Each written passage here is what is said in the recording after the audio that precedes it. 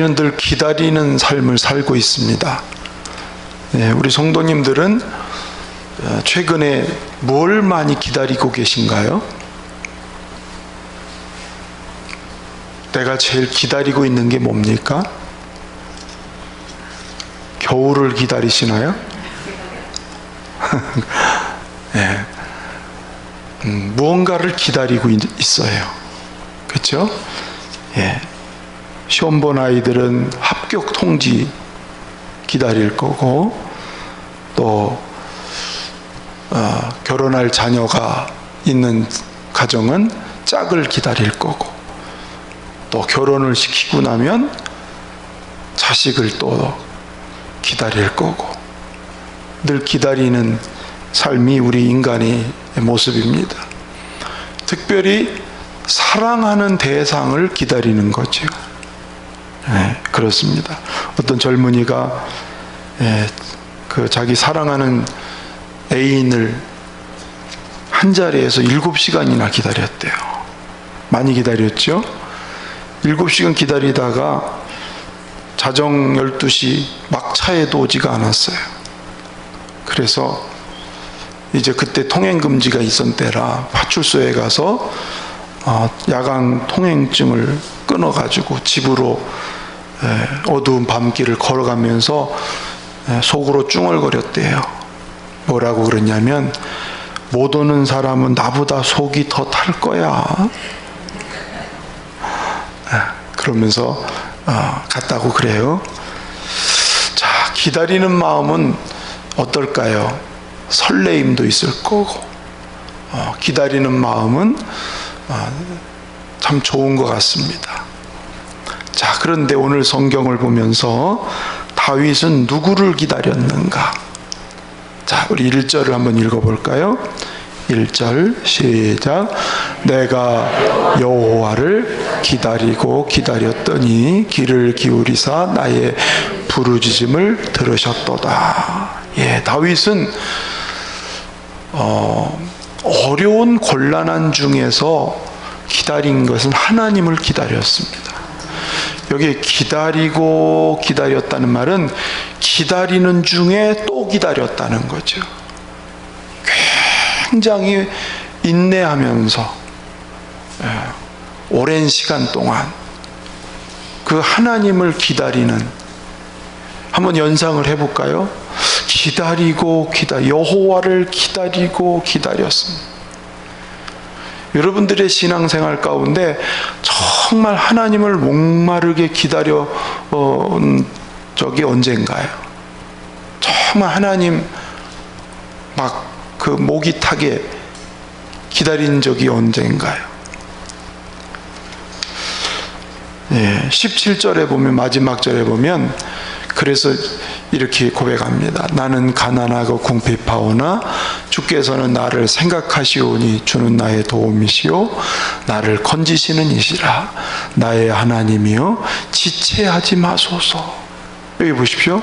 지체하지 마소서. 다윗의 심정이 지금 하나님을 얼마나 기다리는지, 그 다윗의 중심의 모습을 우리가 알 수가 있습니다. 그것은 다윗이 하나님을 정말 사랑하기 때문에 하나님을 기다리는 거예요. 또 하나님을 신뢰하기 때문에 그렇게 기다리는 거죠. 또 하나님을 기대하기 때문에 기다리는 이 다윗의 모습. 하나님이 얼마나 이 다윗을 참 기뻐하실까? 그렇게 하나님을 기다리는 사람, 뭐 왕이 되기를 기다리고 원수가 무너지기를 기다리고 이런 게 아니에요. 그냥 하나님을 기다리는, 할렐루야. 그야말로 목이 빠지도록 하나님을 기다리는 다윗. 그래서 다윗의 일생을 보면은 고난이 많은 인생인데 하나님을 기다리는 인생. 그가 왕이 돼서도 제일 먼저 한 일은 법궤를 궁전으로 모시고 들어오는, 하나님을 기다리는, 전심을 다해서 하나님을 고대하는, 하나님이 다윗을 정말 귀중하게 위대한 왕으로 하나님이 쓰신 것은 그 다윗의 중심이 오로지 하나님에 향하여 있기 때문에, 그는 부를 구한 것도 아니고 수를 구한 것도 아니고 세상의 영화를 기다린 게 아니라 그냥 오로지 하나님을 기다리는. 여러분, 성경에 다윗 말고 하나님을 이렇게 기다린 사람 꼽으라면 누가 또 있을까요? 네? 시므온, 그렇죠? 네. 안나. 그 시므온은 예루살렘에 있던 사람인데 그가 여호와의 위로를 기다렸다. 여호와를 위로를, 메시아를 기다린 거예요. 또 안나는 아셀 지파 바누엘의 딸 안나는 나이가 매우 늙었더라. 결혼한 지 7년 만에 과부가 돼서 84년 동안 성전을 떠나지 아니하고 금식하며 기도하더니 메시아를 만나는. 그러니까 메시아를 기다린 두 사람, 성경에 이 두 사람의 이름이 딱 거명되는 거예요. 그만큼 하나님을 기다리는 사람이 누군지 하나님은 보고 계신 거죠. 알고 계신 거예요. 또 있어요. 삭개오, 예수님을 그렇게 기다린 사람. 그러더니 예수님을 만나고 예수님이 자기 집에 들어오시고 인생이 바뀌어졌지요. 주님을 기다리는 사람, 이런 사람이 복이 있는 사람인 거예요. 할렐루야. 여러분, 일주일 동안, 여러분 일주일 아직 채 안 지냈지만 이렇게 지나간 시간을 지나면서 하나님을 기다리는 마음이 여러분 얼마나 있었을까요? 하나님을 기다리는, 하나님을 기다리기 위해서 기도의 자리에 나는 머물러 있었던가요? 다윗이 오늘 우리에게 보여주는 정말 주님을 구하는 구도자로서, 주님을 기다리는 기도자로서 하나님은 이런 사람에게 오늘 어떻게 하셨죠? 1절을 다시 보면 어떻게 하셨습니까? 내가 여호와를 기다리고 기다렸더니 귀를 기울이사. 이 귀를 기울였다는 말은요, 몸을 굽혀서 이렇게, 하나님이, 하나님을 기다리면서 기도하는 사람은 하나님이 몸을 굽혀서 이렇게 굽혀서 그를 보신다는 거예요. 그리고 그 부르짖는 소리를 하나님이 들으셨도다. 하나님이 그를 찾아오신 것을 말씀하지요. 주님이 찾아오시니까 어떤 결과가 있었냐면 2절과 3절을 읽어볼까요? 시작. 나를 기가 막힐 웅덩이와 수렁에서 끌어올리시고 내 발을 반석 위에 두사 내 걸음을 견고하게 하셨도다. 새 노래 곧 우리 하나님께 올릴 찬송을 내 입에 두셨으니 많은 사람이 보고 두려워하여 여호와를 의지하리로다. 기가 막힐 웅덩이, 깊은 수렁에서 끌어올리셨도다. 여러분, 기가 막힐 웅덩이에요. 웅덩이인데 무덤 같은, 살 가능성이 없는 무덤 같은 상황에서 하나님이 거기서 끌어올리신, 사방에 가로막혀서 희망이 전혀 안 보이는 거예요. 그런데 하나님을 기다렸더니 하나님은 그 기가 막힌 죽음 가운데서 건져내셨어요. 다윗이 막 사울에게 쫓기지요.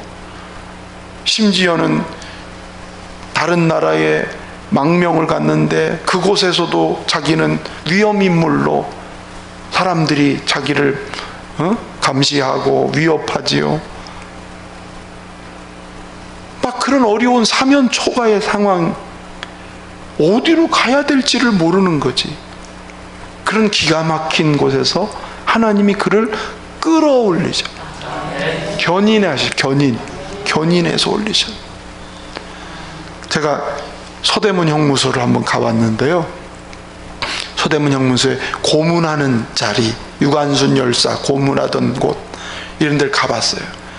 갔더니요, 사람 하나 이렇게 들어가게 하고 이렇게 눈 보고 마주 그리고 이게 눕지도 못하고 앉지도 못하게 이렇게 서서, 그리고 밖에서 열쇠를 채워놓고, 그 고문하는 장소가 그렇게 잘 수도 없고 어떻게 할 수도 없이 잠도 못 재우고 갇혀 있는 걸 이렇게 생각하니까 소름이 오싹하지. 도무지 꼼짝달싹 못하는 거예요. 예? 하나님이 다윗이 그런 기가 막힌 웅덩이에서 끌어올리셨는데, 아직 완전히 역전을 시키는 것은 내 발을 반석 위에 두사 내 걸음을 견고하게 하셨도다. 도무지 빠져나올 수 없는 그 깊은 수렁에서 하나님이 끌어올리시더니 그를 반석 위에 흔들리지 않는 자리에 하나님이 그를 딱 세워주시는, 하나님을 기다리는 사람에게 이런 하나님의 은혜를 하나님 주셨다는 것을 말씀하는 겁니다. 오늘 우리가 주님을 기다리면, 주님을 정말 기다리고 사모하면, 주님은 우리가 어떤 처지와 어떤 상황에 놓여 있어도 우리를 끌어올리셔서 반석 위에 세우시는, 요동치 않게 하시는. 그래서 뭘 불렀다고 그러냐면 새 노래를 내 입에 두셨다 그랬습니다. 새 노래, 이게 무슨 뜻이냐면요, 이전에 경험하지 못한 하나님의 놀라운 은총, 그래서 내 입에서 새 노래를 부를 수밖에 없는, 이전에 경험해보지 못한 그 하나님의 크고 놀라운 일들을 겪었다는 거예요. 너무 감사한 거죠. 막 속에서 노래가 나오는 거예요. 속에서. 할렐루야. 그래서 제가 이 다윗의 얘기를 하면서 맞다. 내가 목회를 30년 넘게 했는데 이전에 경험하지 못한 은혜를 지금 경험하는구나. 새 노래를 지금 부르게 하시는구나. 그건 너무 감사한 거예요. 예? 전에도 하나님은 나를 여러 어려운 상황에서 이끄시고 건지시고 도우시고 은혜를 베풀어 주셔왔는데, 이전에 경험하지 못한 또 다른 신비한 은혜를, 할렐루야. 그래서 개척 1년을 지나면서 참 하나님이 하시는 일들이 아주 작은 것에서부터 조목조목. 그래서 제가 계속 적으려고 그래. 하나님 어떻게 일하셨나. 적다 보니까 별게 다 생각이 나더라고요. 이 십자가가요, 이거 이렇게 잘 세워졌잖아요. 요게 뒤에는요, 옷걸이에요, 옷걸이. 옷걸이에 요걸 탁 걸치니까 이 십자가를 어디다 걸지 않아도 되고 못도 안 박아도 되고 아주 기가 막히게, 이거 필요하면 여기로 옮겨도 돼. 이 십자가는 필요하면. 제가 적어보면서도 하나님 참 저런 것까지 예비를 하셨나. 친구 집에 갔더니 저 드럼 있잖아요, 저 드럼 한 번도 안 쓴 건데 가서 쓸래냐고 그러더라고. 저보러 가서 쓸래냐고. 에? 그래서 그냥 들고 왔어요. 하필이면 이 의자 그 부용 윤창원 목사님 심무하는 그 교회에서 의자를 바꾼대. 그 교회가 낡아서. 근데 하필이면 우리하고 아다리가 딱 맞아가지고 말이지. 또 요 숫자 요 30개 요게 아주 재미가 쏠쏠해요. 그래서 참 여러분 하나하나가 때를 따라서 하나님께 헌신하고 봉사하고 하는 이런 그 한 가지 한 가지를 돌아보면 참 이전에 경험하지 못한 참 하나님의 섬세하고 세밀한 할렐루야. 제가 오늘 다 얘기를 못하니까 이렇게만 얘기를 하는 건데요, 정말 하나님은 기가 막힌 데서 건지시더니 반석 위에 튼튼하게 세워가시더니 자꾸 더 노래를 부르도록 하나님이, 그래서 결국 어떻게 되냐세요? 많은 사람이 보고, 보세요, 두려워하여 여호와를 의지. 사람들이 보고 열린문교회 보니까 하나님이 살아계셔. 열린문교회를 보니까 정말 하나님 함부로 하면 안 되겠어. 이런 증거가 되도록, 다윗을 보니까 하나님한테 까불면 큰일 나겠구나. 예? 그런 간증의 주인공들이 되게 오늘 하나님 기다렸던 이 다윗에게 그런 은혜를 주셨다는 거예요. 여러분, 이게 옛날 얘기 아니라 우리들의 얘기가 되고 여러분 개인의 얘기가 될 수 있기를 주의 이름으로 축원합니다. 할렐루야. 그렇습니다. 주님은 지금도 은혜로 살아왔지만 사실 하나님의 은혜는요, 한이 없는 거예요. 그 깊이와 넓이와 크기는 측량을 다 못하는 거예요. 예, 그거를 우리는 앞으로도 계속 하나님께로부터 우리는 힘입어서 살아가게 된다는 것. 단지 뭐가 중요해요? 여호와를 기다리고 기다리는 사람들. 우리 모두가 그렇게 되기를 주의 이름으로 축원합니다. 그러면 오늘 성경에서 보니까 수요 예배는 기도하는 시간이 많으니까 제가 간단하게 이렇게 정리만 하려고 하는 거는, 진짜 하나님을 기다리는 사람이 누구냐, 진짜 하나님을 기다리는 사람이 누구냐, 막연하게 기다린다가 아니라 하나님을 정말 기다리는 사람이 누구냐. 자, 5절 한번 읽어보겠습니다. 5절 시작.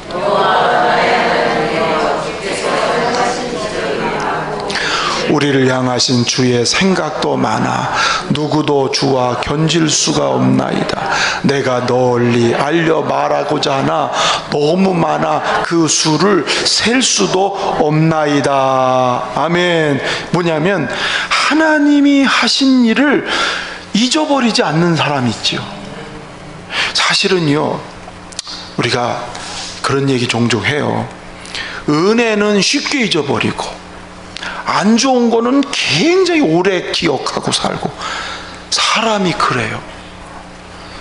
여러분, 한번 진짜 하나님이 은혜 주신 거 한번 제가 작년에 써보시라고 그랬는데, 하나님이 주신 게 셀 수가 없이 많다는, 셀 수가 없이. 예? 근데 우리가 그거를 인식하지 못해.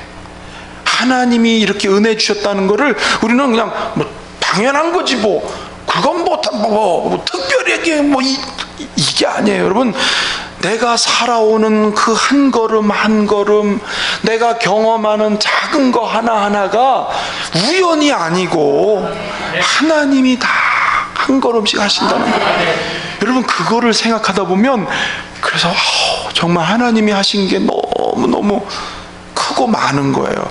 그렇게 하나님이 하신 일을 잊어버리지 않는 사람이 정말 주님을 자꾸 더 기다리게 되고 사모하게 되고 의지하게 되는, 할렐루야. 그렇습니다. 지나온 우리의 세월들을 가만히 돌이켜보면 어느 것 하나도 주의 손길 안 미친 것이 전혀 없다. 아멘. 제가 조성순 권사님이 작년에 써낸 거 이만한 종에다 써내셨죠. 제가요 안 버리고 제 책상에다 붙여놨어요.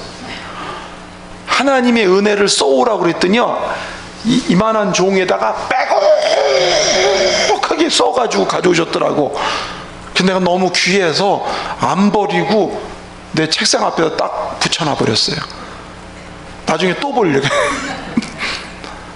여러분, 하나님 하신 일을 기억하고 살면요, 자연스럽게 그분을 기다리는 마음이 더 많아질 수밖에 없다는 거예요. 또 6절 8절 가서 보실까요? 6절 시작.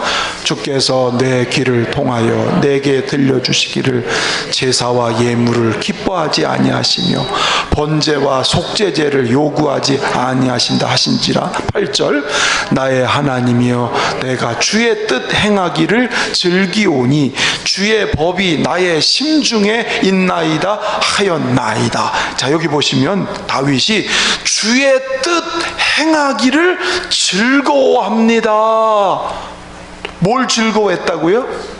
주의 뜻 행하기를 즐거워했다는 거예요.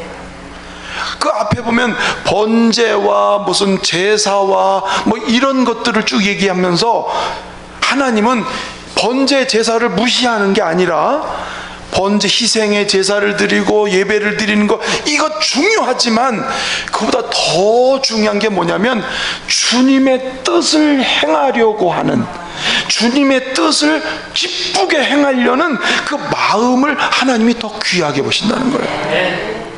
그렇죠?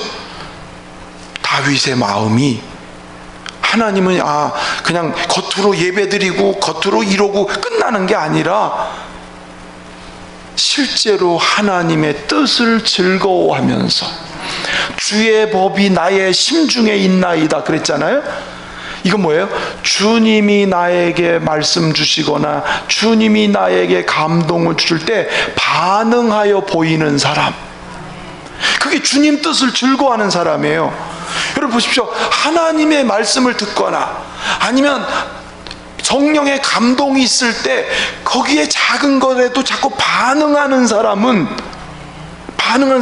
하나님이 또 이끌어가고 또 이끌어가고. 여러분 작은 것에 반응할 줄 알아야 하나님의 비밀을 더 알아가지. 작은 것은 반응 안 하는데 하나님이 큰 거를 보여주겠어요? 내가 설교를 듣거나 기도하거나 뭐 할 때 내 마음에 하나님의 감동이 올 때에 거기 작은 거라도 반응하는 거예요. 자꾸 행하는 거예요. 그런 사람은요 하나님이 걸음걸음마다 이끌어갔어요. 그러니까 재미가 있잖아. 그래서 자꾸 하나님을 기다리는, 오늘은 또 뭐라고 말씀하실까, 오늘은 또 뭐라고 감동 주실까, 자꾸 하나님하고 더 그런 관계가 깊어지는 거예요.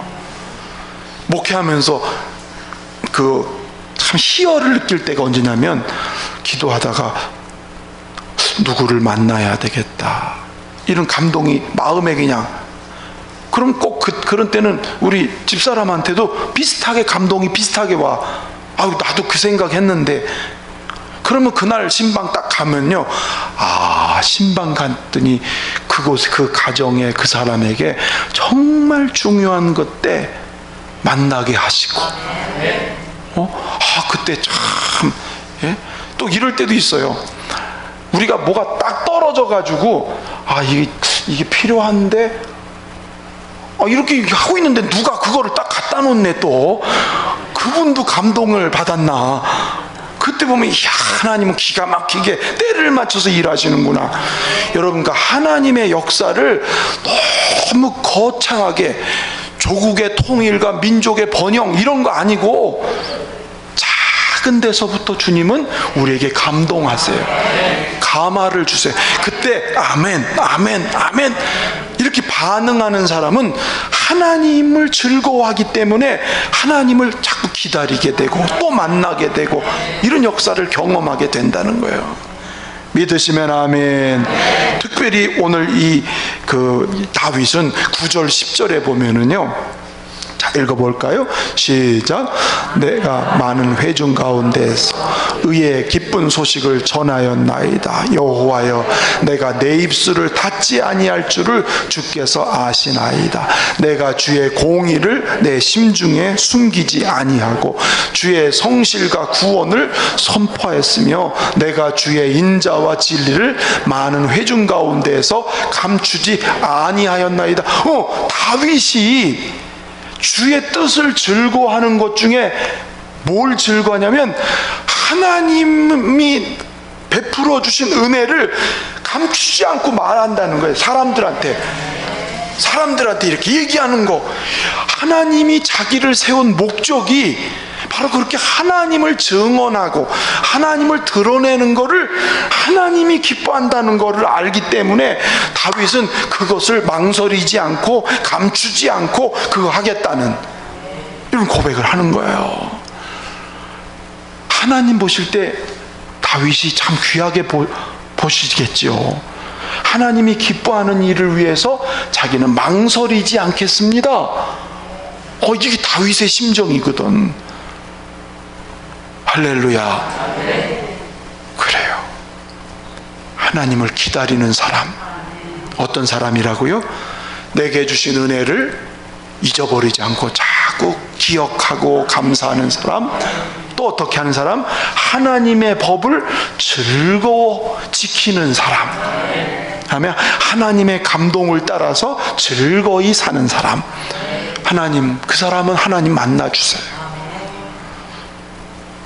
더 해야 되겠는데요, 오늘 여기까지만 하고 요 다음 얘기는 다음 주에 이어서 할게요.